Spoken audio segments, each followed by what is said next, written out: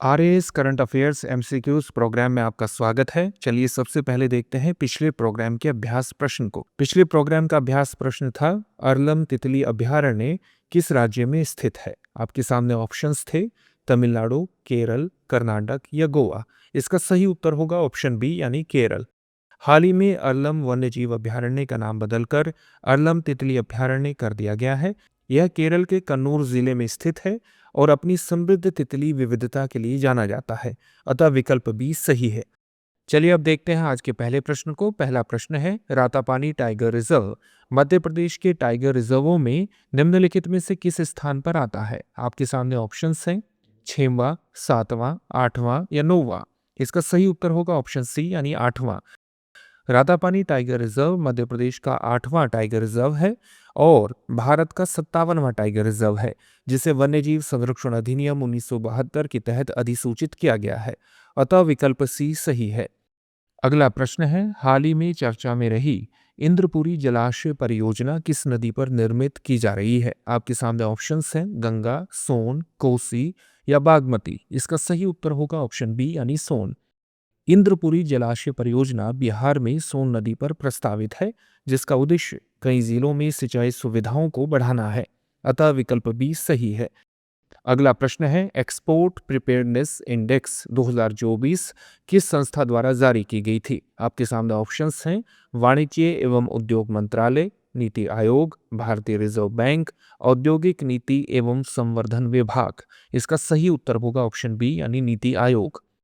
Export preparedness index 2024 को राज्यों और केंद्र शासित प्रदेशों की निर्यात तत्परता तथा निर्यात बढ़ाने की क्षमता का आकलन करने के लिए नीति आयोग द्वारा तैयार और जारी किया गया था, अतः विकल्प बी सही है।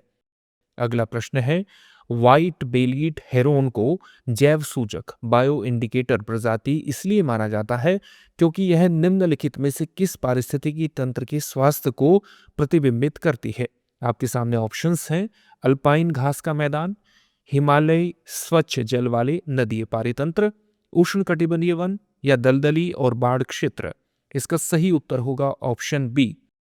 व्हाइट बेलीड हेरोन प्रजाति पूर्णतः पूर्वी हिमालय की मुक्त प्रवाहमान एवं तीव्र प्रवाह वाली नदी पारितंत्र पर निर्भर करती है, जहां मानव हस्तक्षेप या गतिविधियां न्यूनतम हो।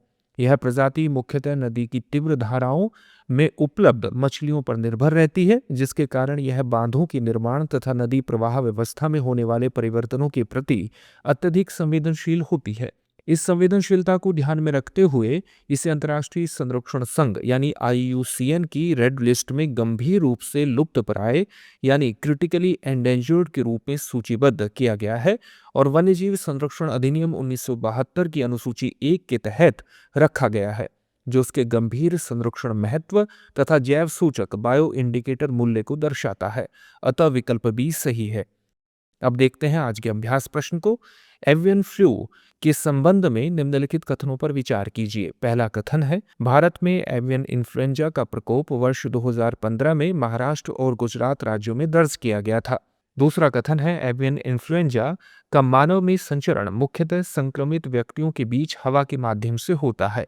तीसरा कथन है गंभीर एवियन इन्फ्लुएंजा संक्रमण श्वसन असफलता और तंत्रिका संबंधी जटिलताओं के कारण बन सकता है। उपर्युक्त कथनों में से कौन सा या सही है या है। आपके सामने ऑप्शंस हैं केवल 1 और 3, केवल 2 और 3, केवल 3, उपर्युक्त सभी। इस प्रश्न का उत्तर कमेंट बॉक्स में कमेंट करके जरूर दीजिए। धन्यवाद।